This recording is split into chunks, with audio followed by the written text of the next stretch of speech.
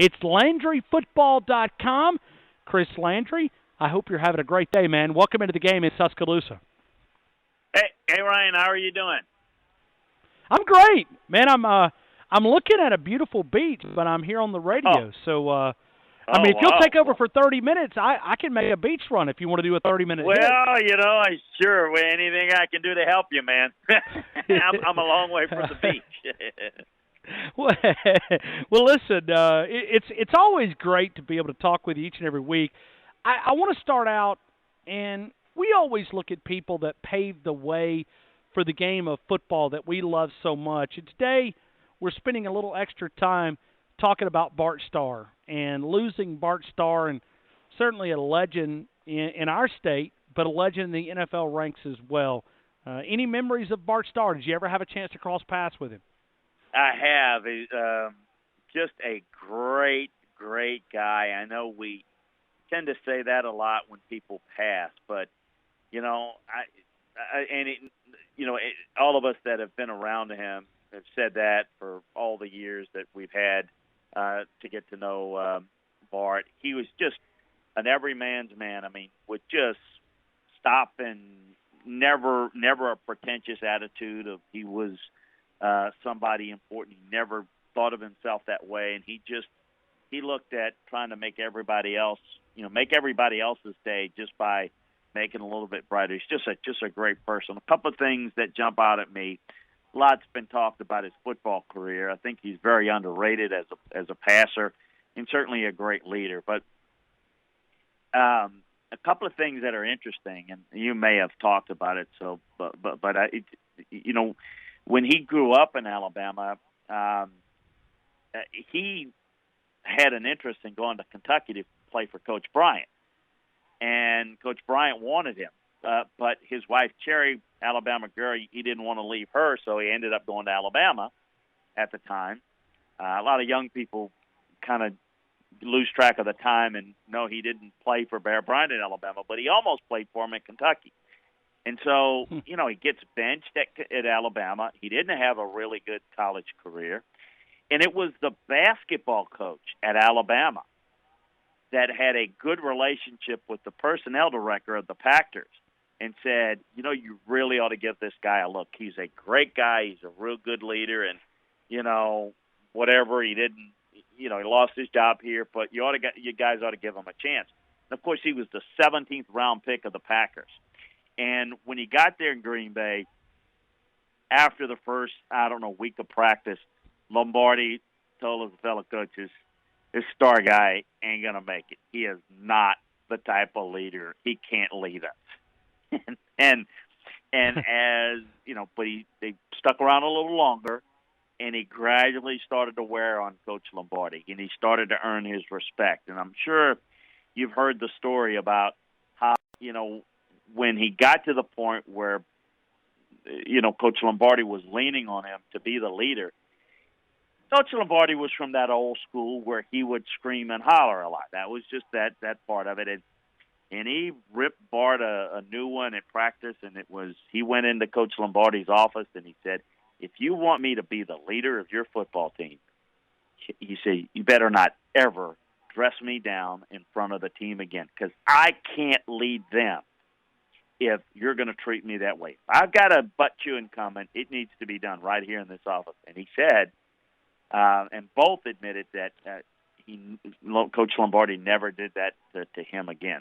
The other story that I have is, if you remember the Great Ice Bowl game, and you remember the iconic play and the score, the sneak, it was so icy, it literally was the frozen tundra, that they were having trouble getting footing.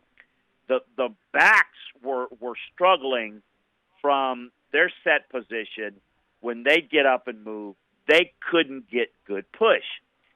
So Bart went to Coach Lombardi in that short yardage situation. He says, look, if I can get Jerry, if we can run the sneak, I can get there with my cleats.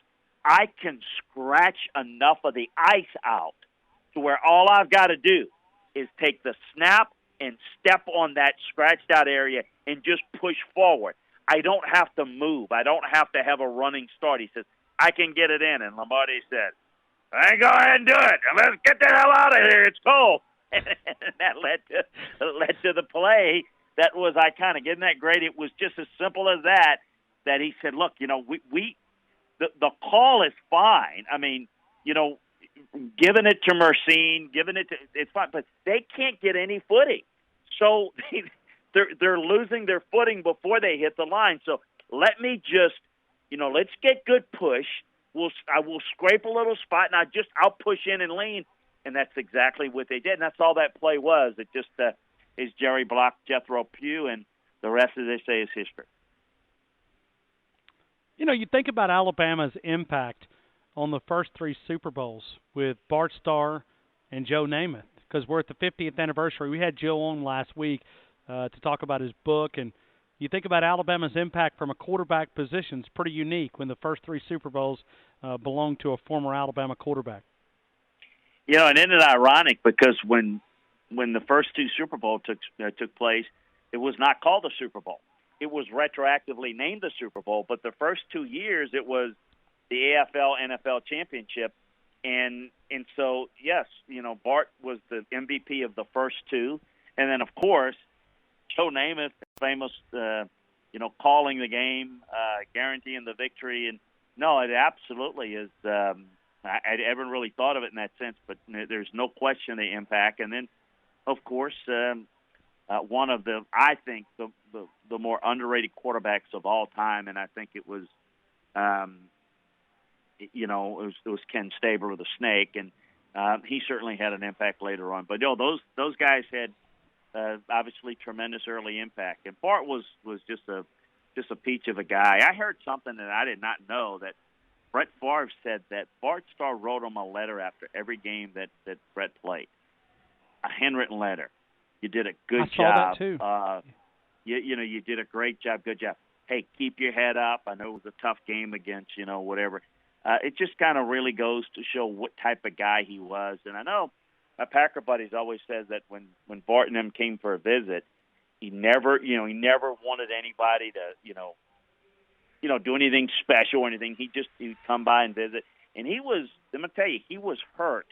As you can imagine, when the Packers had fallen on hard times, they brought Bart Starr back to be the head coach and general manager, and that did not work out very well.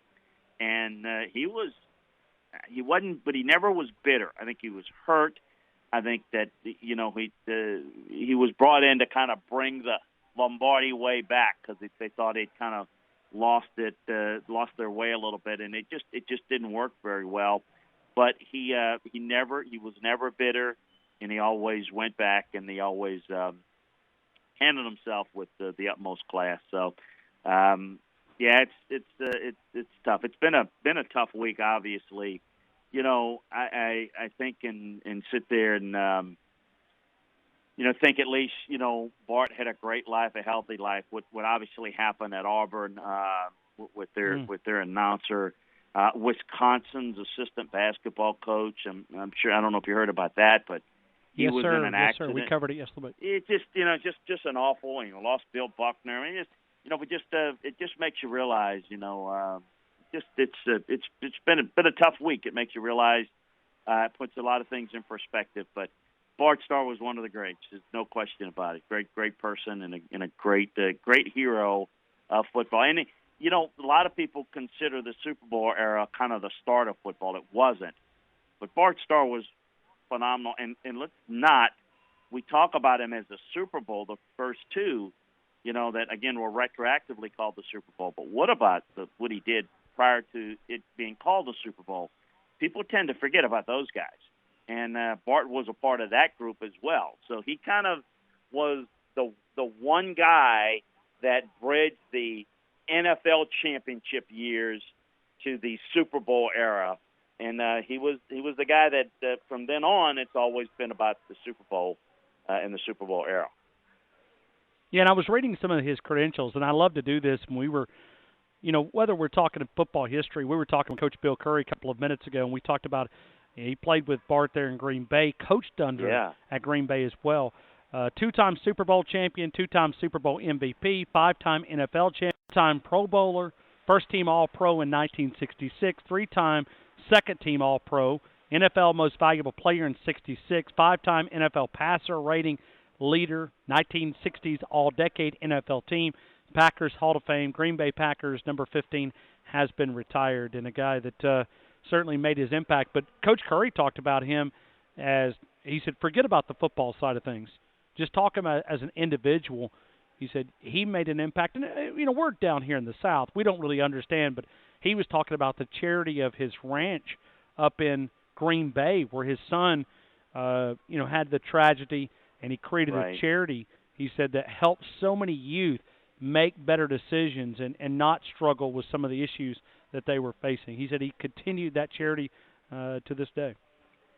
Yeah, no, there's no question that he was just a great person, and I certainly didn't know him like Coach Curry, and but just my experience with him, which again was cursory, and a lot of secondhand information that people that knew him and worked with him just loved him, and I've known people that were on his staff in Green Bay, and just a great person, and just fortunate to have him for 85 years, and suffered the stroke several years ago, and it set him back, I know, but what a great family, and just a very, if I had to describe one word, it would be humble. He was a humble person. There's no doubt. You would, if you did not know who Bart Starr was, you would not ever know, being around him, that he was a star anything, because he just, pardon the pun, he just was an everyman's man, and that's how he perceived himself, although others saw him in a much higher light. Chris Landry, LandryFootball.com, report here on the game every Wednesday at 4 o'clock. You can listen to the free podcast every day at LandryFootball.com. From college football, including the new daily SEC and Big Ten podcast, to the NFL, deep into the world of scouting and coaching world, it's all there at LandryFootball.com. You get a complete breakdown of the college and NFL rosters, from detailed film room analysis. You get the player grades, learn how coaches and scouts evaluate players as they prepare for the upcoming season. Take advantage of the scouting season sale going on right now at LandryFootball.com. You get over 50% discount for less than a magazine subscription. You can truly get inside information in the game of football. If you like football, you'll love LandryFootball.com. Check it out, LandryFootball.com, and those podcasts are free. And also sign up for the newsletter that they are able to give out. Simply drop your email there on the right-hand side of the page, LandryFootball.com. Chris, we look at these meetings down in Sandestin, and it seems this transfer portal, and I don't know what they can do from a conference standpoint. I mean, it seems like it's the buzz of all these coaches. They're mentioning it and bringing it up, but I don't really know if there's anything they could do from a conference perspective to kind of prevent this, can they? Well, I've talked with a number of them about it now for weeks. This is a disaster, and it's typical when NCAA makes these decisions. They don't understand the unintended consequences. So you got now upwards of 800 kids in the transfer portal. Half of them can't even find a school, because once they leave, they're not obligated. The school is not obligated to keep the scholarship available for them. So they go out hunting and they want to do this. Look, I mean, you have to make decisions like this in stages, and you need to think it through. You can't allow a kid that is going to want to transfer at the drop of a hat to just transfer for no, an illegitimate reason. Look, if you've got a situation, a family situation, want to move back home, I mean, those are legitimate reasons, and I think it should be allowed. But in a lot of these cases, they're becoming too lenient, and it's like a kid has a bad meeting with a coach, and all of a sudden he's not getting all the love, as they like to call it. That I think we're sending a message that's the wrong one to young kids. It is, when the going gets tough, quit and go somewhere else where you can get a job, instead of sticking it out, working at it. And again, if you need to get close to home, you got a family illness, something like that, immediately. You should be allowed to go, and I'm all for that. But what are we training these kids to do? These kids are going to have families and have jobs one day. I mean, what do you do when you have a bad day at work, Ryan? I mean, you suck it up, you work hard, you move on to the next day. Everybody out there listening can relate to that. Well, what are we training these young men to do if it's not just basically give up at the first sign of adversity? I've learned a long time ago that there are a lot of guys with a lot of ability to play at the major college level, the NFL level, and certainly at all sports it's the case. But what makes the difference is the guy that can overcome adversity, the guy that has a toughness of mind, that has a competitiveness, that when things don't go well, that he's constantly working to get better, and he's challenged by it. I think this whole process of where we're allowing kids to do this just willy-nilly is sending the wrong message, and I think it's counterproductive. So I like the concept of a kid being able to leave and be eligible in certain circumstances. But to me, there should be at most, I don't want to put a number on it, but Ryan, it should have maybe 50, 75, 100 at tops in a year in special circumstances around the country. Now, I'm talking about at all levels. But to have 800 and half of them now, what are the half of them that hadn't found a school yet? What's going to happen to them? The big-time kids, people are going to find scholarships for them. But then what does that do? You're going to take a scholarship away from a kid that maybe has done everything you'd asked them to do, but because, a kid from California decides to go to Texas, gets homesick, wants to go back to USC. It's a process of trying to make sure that you have enough scholarships available to give, but we all know you're not going to turn down a great player. So there's an effect, a counter effect that steps down with certain players maybe losing their scholarship for no reason of their own. So I think that they didn't think this through, and I think they're paying for it. How concerned are coaches? You're in this fraternity of coaches. You talk with a lot of these guys. How concerned are they about this likeness and the endorsements? Because I know Coach Curry mentioned a couple of minutes ago, he's talking about, hey, he didn't think that they need to go down this road, but the NCAA's taking a look at it, and they may, I don't know if it's trying to prevent them from getting sued in the future, but looks like they're going to take a look and see if they can open up some of these endorsements to some of these current college players.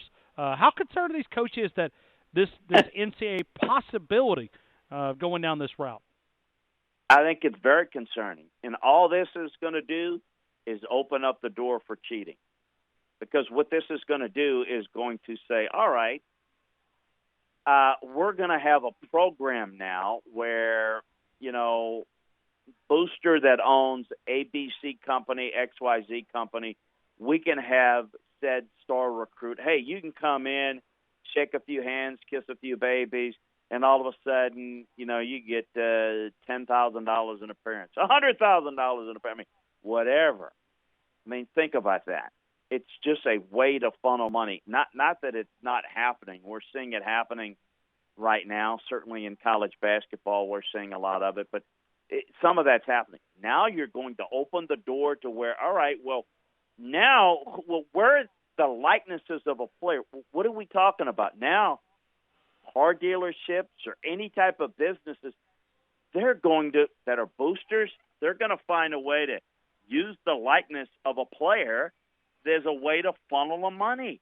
It is just a license to cheat, and it's opening up a Pandora's box that, again, don't watch it. We're going to be seeing pro football at the college level. And to me, I love the NFL. I love college football. But what I like about them is that they're different. And I think this is college football. I also think we're going to have a problem. Tell me how it's going for young kids.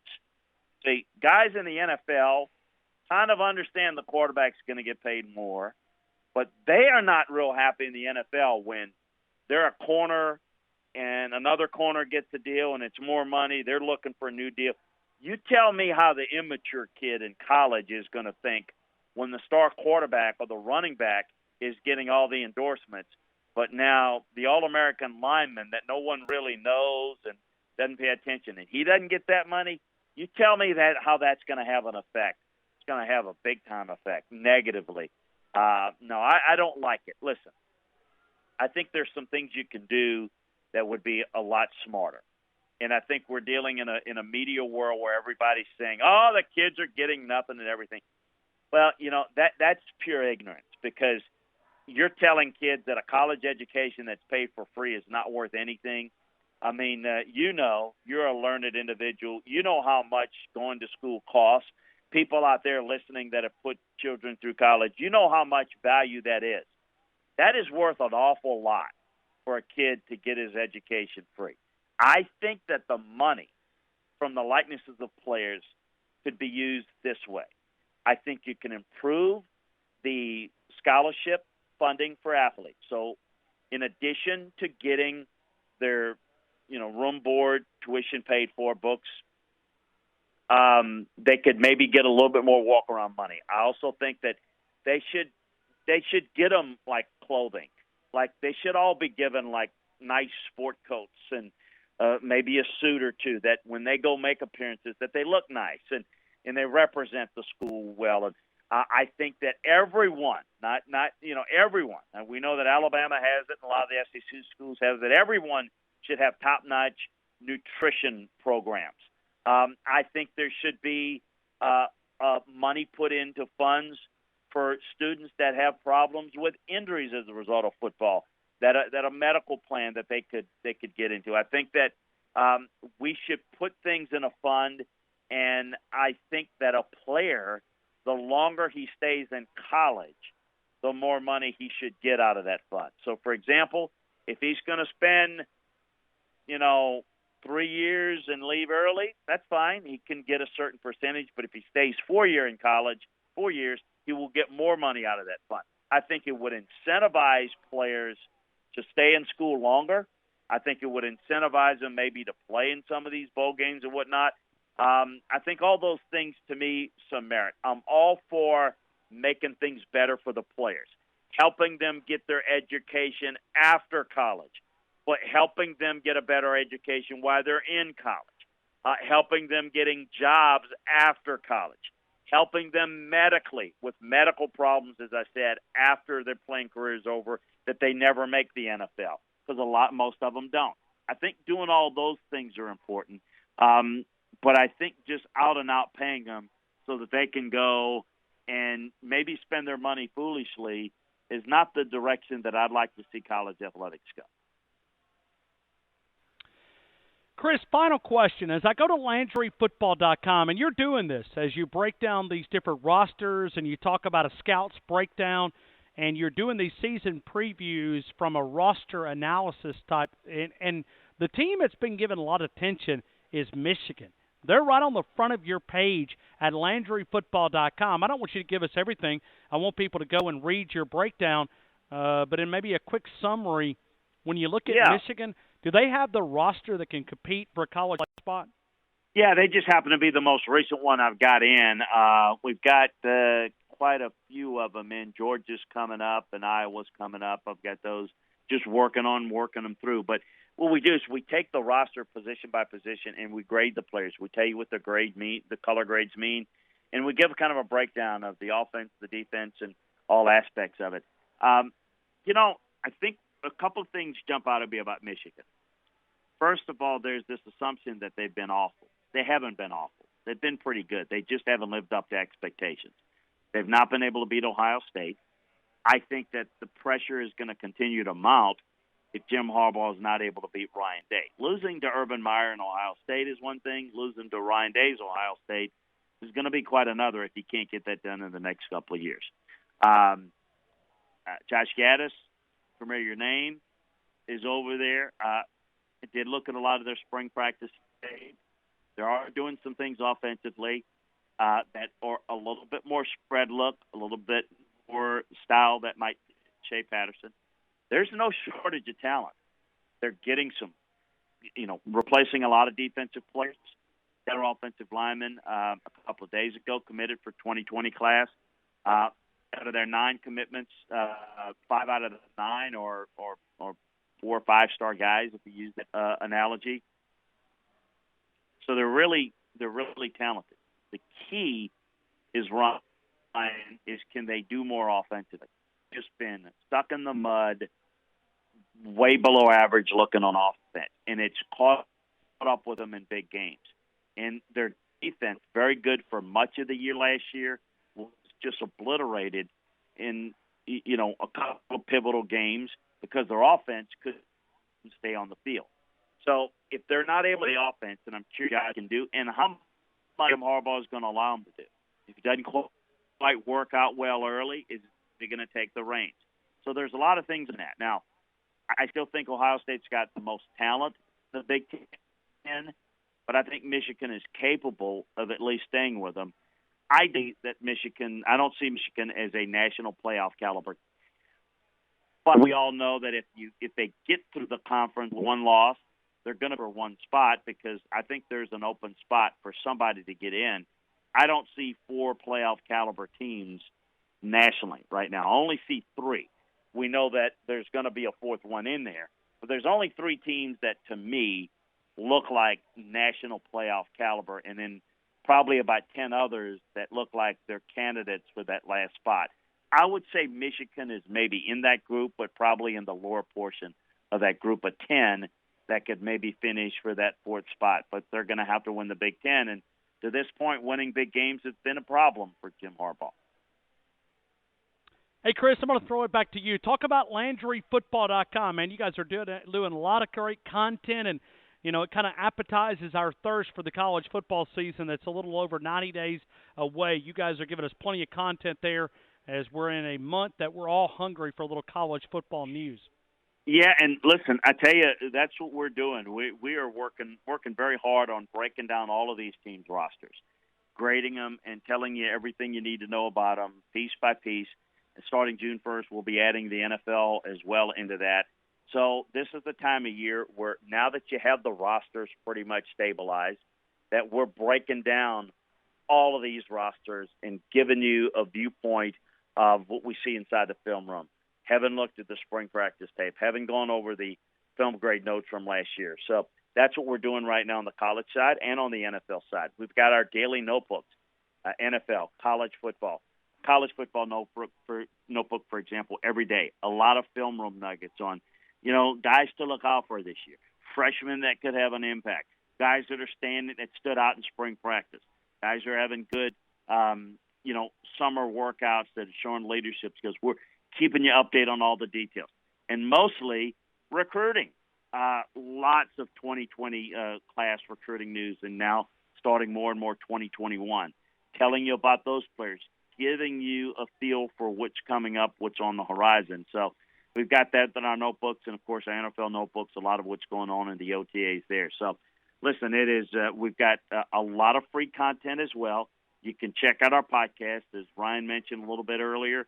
You got an SEC daily podcast every day, 5 days a week, locked on SEC football. We'll break down what's going on, some recruiting news, a recruiting profile, and something we call the film room segment and a scout spotlight segment, where we'll break down a player, a team, a coach, a scheme.